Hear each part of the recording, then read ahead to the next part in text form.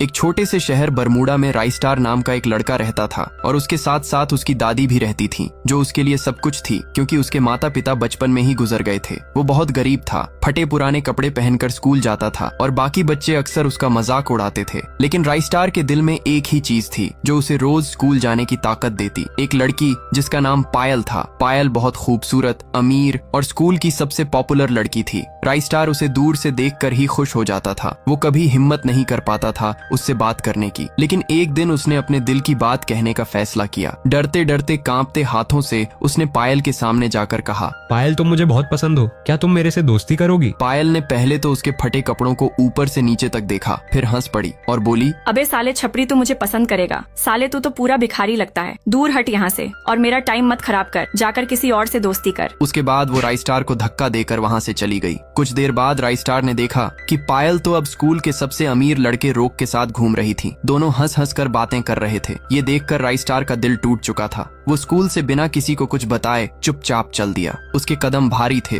आंखें नम थीं और दिल में सिर्फ एक दर्द था। और वो सोचता है कि अब मुझे इस फ्री फायर वर्ल्ड को छोड़ देना चाहिए और खुद को खत्म करने के लिए जाने लगता है। लेकिन तभी उसे रास्ते में एक चमकती हुई बोतल दिखाई देती है। वो एक पुरानी सी धूल भरी बोतल थी। राइस्टार गुस्से में उस बोतल को लात मार देता है। बोतल जमीन पर गिरते ही तेज रोशनी फैली और उसके अंदर से एक खूबसूरत लड़की जिन्न बाहर निकल आई। उसकी आंखें नीली, बाल हवा में उड़ते हुए और चारों तरफ चमकती रोशनी। वो मुस्कुराई और बोली, मेरा नाम जारा है और तुमने मुझे आजाद किया है, इसलिए मैं तुम्हारी 3 विश पूरी करूंगी। तो बताओ मैं तुम्हारी क्या इच्छा पूरी कर सकती हूँ? राइस्टार हैरान था, डर भी रहा था। फिर वो अचानक जल्दी से भागकर घर आ गया, लेकिन जारा भी उसके पीछे पीछे घर आ गई। उसने सोचा कि ये कोई चुड़ैल होगी जो उस जादुई बोतल से निकलकर उसके पीछे पड़ गई थी। उसने कांपते हुए कहा कि अगर तुम सचमुच इतनी शक्तिशाली हो तो उसकी दादी को गायब करके दिखाओ। जिन्न ने मुस्कुराकर अपनी उंगलियां छटकाईं और अगले ही पल बेड पे आराम से सो रही दादी गायब हो गई। राइस्टार ने बेड की ओर दौड़ लगाई, लेकिन वहाँ सिर्फ उसकी दादी का चश्मा था। उसका दिल जोर जोर से धड़कने लगा। उसने जिन्न की ओर देखा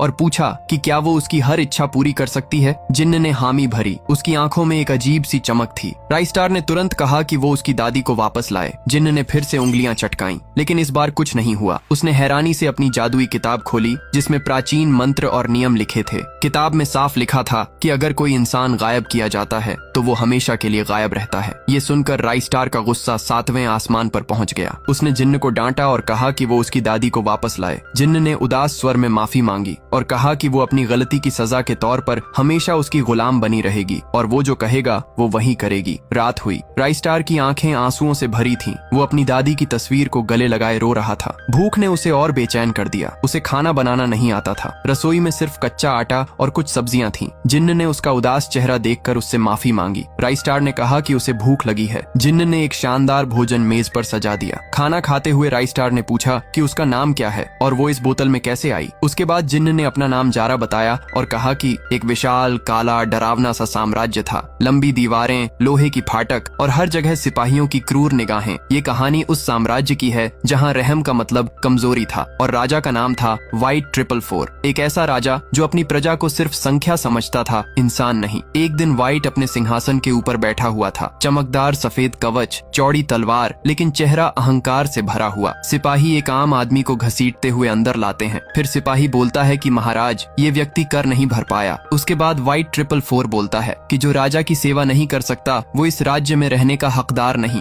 वो हाथ के इशारे से सिपाहियों को आदेश देता है। आदमी को बाहर ले जाया जाता है और उसे वही खत्म कर दिया जाता है। उसकी चीखें महल की दीवारों में गूंजती हैं। शाम होते ही यहाँ प्रवेश करती है जारा। सफेद कपड़े, शांत आंखें। जारा महल में काम करती थी, लेकिन जो भी उसे देखता एक रहस्यमयी शांति महसूस करता। लेकिन गांव में राजा का अत्याचार हर दिन बढ़ता ही गया। एक दिन महल के बाहर तूफान आता है। राजा अपने कमरे में सो रहा था। जारा चुपचाप उसके पास आकर बोलती है कि अगर तू लोगों को दर्द देता है तो तूने खुद अपनी शक्ति खो दी है। राजा अचानक जाग जाता है और बोलता है, तुम कौन हो असल में? फिर जारा बोलती है कि मैं वही हूँ जो तेरे अत्याचार को अंत तक ले जा सकती हूँ। उसके हाथ से निकली रोशनी पूरे कमरे को रोशन कर देती है। व्हाइट आगा बबूला हो जाता है और वहाँ से चला जाता है। फिर वो अमावस्या के दिन अपने काले जादूगर अघोरी को बुलाता है। फिर उसे जारा को खत्म करने के लिए बोलता है। फिर अघोरी बोलता है कि राजन, आत्मा को मारा नहीं जा सकता, लेकिन उसे कैद किया जा सकता है। फिर तांत्रिक एक जादुई बोतल निकालता है और एक मंत्र पढ़ता है। काली हवाएं जारा को घेर लेती हैं और एक ही पल में उसकी आत्मा शरीर से अलग होकर बोतल में चली जाती है। अब वो पूरी तरह से वाइट के कब्जे में हो चुकी थी। फिर वाइट ने उसकी शक्तियों का इस्तेमाल अपनी इच्छाएं पूरी करने के लिए किया। उसने विशाल महल बनवाए, दुश्मनों को नष्ट किया और अपने साम्राज्य को अजय बनाया। लेकिन जारा को ये सब पसंद नहीं था। वो क्रूरता से तंग आ चुकी थी। उसने देखा कि राजा निर्दोष लोगों पर अत्याचार करता था, गांवों को जलाता था और अपनी सत्ता के लिए कुछ भी करने को तैयार था। जारा का दिल टूट गया। उसने फैसला किया कि वो अब और राजा की गुलामी नहीं करेगी। एक दिन जारा को एक मासूम गांव को नष्ट करने का आदेश दिया गया। जारा ने इनकार कर दिया। उसने अपनी शक्ति का इस्तेमाल करके राजा के खिलाफ बगावत की। राजा ने गुस्से में उसे श्राप दिया कि वो उस बोतल में हमेशा के लिए कैद रहेगी। लेकिन जारा इतनी आसानी से हार मानने वाली नहीं थी। उसने अपनी आखिरी शक्ति का इस्तेमाल करके बोतल को राजा के महल से दूर भेज दिया। बोतल एक घने जंगल में जा गिरी, जहाँ वह सदियों तक मिट्टी के नीचे दबी रही। वाइट का साम्राज्य समय के साथ धूल में मिल गया,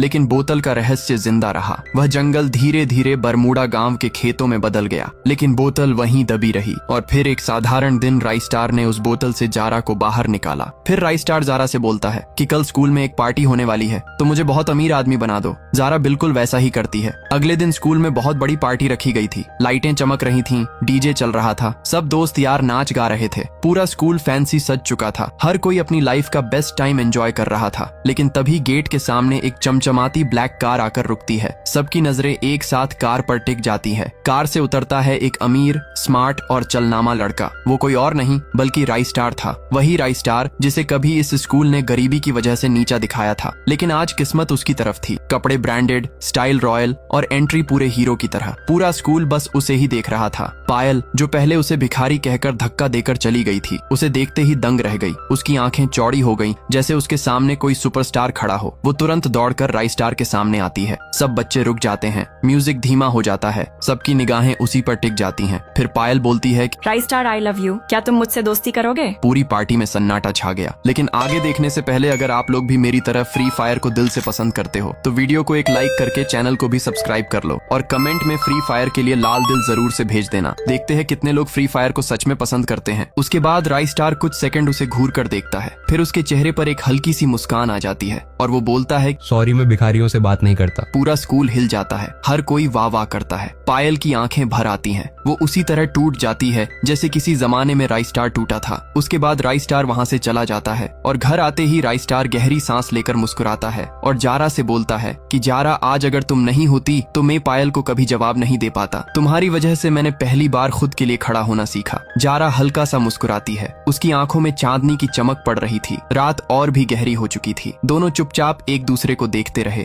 लेकिन दिल की धड़कनें साफ सुनाई दे रही थीं। राइस्टार धीरे से उसकी ओर बढ़ा। अब जारा राइस्टार की हमेशा के लिए गुलाम थी। तो क्या राइस्टार जारा की शक्तियों का गलत इस्तेमाल करेगा या वो इस जिन्न लड़की जारा के साथ एक नई कहानी लिखेगा? जानिए पार्ट 2 में। और गाइस, आप लोगों को ये वीडियो थोड़ा सा भी अच्छा लगा तो अपने फ्री फायर वाले दोस्तों को जरूर से शेयर कर देना। मिलते हैं एक नए वीडियो के साथ। तब तक के लिए बाय बाय।